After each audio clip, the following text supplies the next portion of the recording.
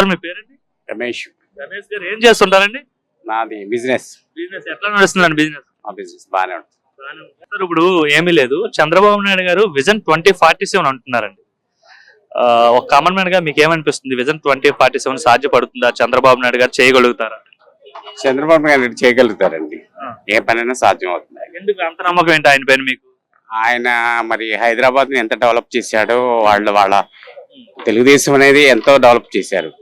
అదే మాదిరిగా ఇక్కడ కూడా అమరావతిని ప్రపంచంలో మెరుగైన నగరంగా తీర్చిదిద్దుతా అని అయితే చంద్రబాబు చెప్తున్నారు. అమరావతిని చేయగలుగుతాడు? అమరావతి బాగానే ఉంది. అదే గతంలో ఎక్కడా కూడా అభివృద్ధి లేదు, ఓన్లీ సంక్షేమమే చేసింది గత ప్రభుత్వము అని చెప్పేసి అన్నారు. మరి ఈ ప్రభుత్వం డెవలపింగ్ పరంగా బాగా చేస్తారా?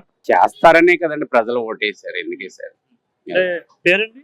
నా పేరు ఉమామేశ్వరరావు అండి. ఏం చేస్తుంటారండి? Retired government employee. GST officer గా రిటైర్డ్ అయ్యి. పెన్షన్ వస్తుందా టైంకి? కరెక్ట్ గా వస్తుంది. గతంలో రాలేదనేవారు కదా, గవర్నమెంట్ ఎంప్లాయీకి పెన్షన్స్ కూడా రావట్లేదు. లేట్ గా వచ్చాయి, ఇప్పుడు బాగానే వస్తున్నాయి. 1-2వ తారీఖు కల్లా పడిపోతాయి. కాకపోతే గతంలో ఏంటి డిస్టర్బెన్స్ ఏంటి?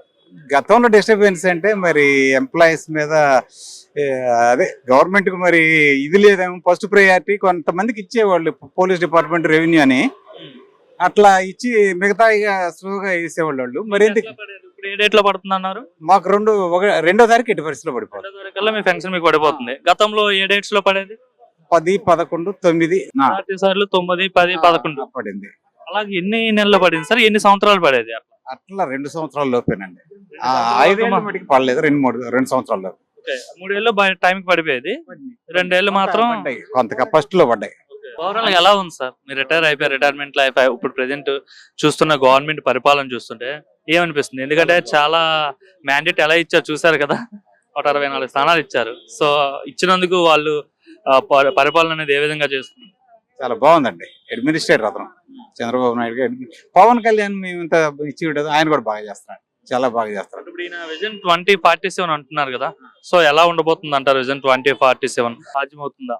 డెఫినెట్ గా అయితే అండి. చాలా మేధావి, అనుభవం గల్లోడు. నమ్మకం ఏంటి ఆయన?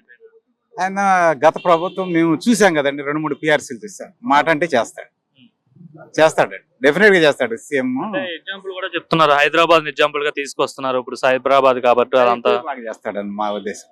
దానికంటే ఇంకా ఎందుకంటే సెంట్రల్ గవర్నమెంట్ కూడా సపోర్ట్ గా ఉందండి. కూటమి ప్రభుత్వం కాబట్టి ముగ్గురు బాగా పట్టుదలగా ఉన్నారు. బాగానే. గతంలో రాష్ట్రంలో ఎక్కడ అభివృద్ధి లేదు, ఓన్లీ సంక్షేమం పైన డిపెండ్ అయింది.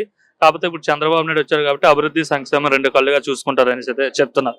ముఖ్యంగా డెవలప్మెంట్ ఎలా ఉండబోతుంది అంటారు? అభివృద్ధి రాష్ట్ర పరిస్థితి ఇప్పటికే బాగా అయిందండి. చాలా వరకు ఎంత కాన్ఫిడెన్స్ వచ్చేది. రోడ్లు చూసి అనుకున్నారు, రోడ్లు వేసారు. వాళ్ళు పథకాల్లో కొన్ని వేసారు, ఒకటే మిగతా వాళ్ళందరూ అన్ని అయిపోయింది. రోడ్లు కూడుస్తున్నారు నిజంగానే చేస్తారు.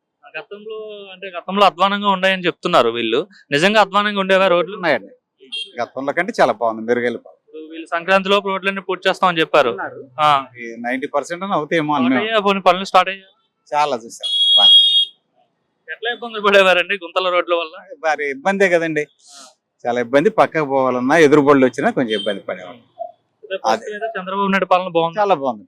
ఈయన అనుభవం కలడు, ఆయన అనుభవం లేదు. ఆయన సలహాలు మేము అనుకోవడం ఏంటంటే ఆయన కరెక్ట్ గా సలహాలు ఎవరు బాగా ఇవ్వలేదేమో అనుకుంటున్నాం.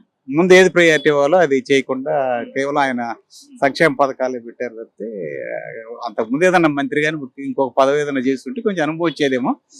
డైరెక్ట్ గా సీఎం అయ్యేటప్పటికి కొంత ఆయన సలహా బాగోలేదని మేము అనుకుంటున్నాం. అంటే చాలా మంది గతంలో పక్క రాష్ట్రాల వాళ్ళు ఇలా ట్రోల్ చేసేవారు, ఆంధ్ర నుండి వచ్చారంటే మీ రాజధాని ఎదురా, లేదంటే మీకు రాజధాని లేదని చాలా మంది కామెంట్ చేసేవారు. సో ఈ గవర్నమెంట్ వచ్చిన తర్వాత అమరావతి ఏకైక రాజధాని అని చెప్పి మేము అసలు ఇప్పుడే కాదు, ఈ గవర్నమెంట్ రాకముందు కూడా మేము అనుకున్నాము.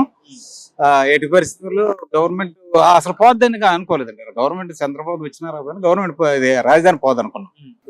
చాలా సంతోషం, చాలా బాగుంది అడ్మినిస్ట్రేషన్.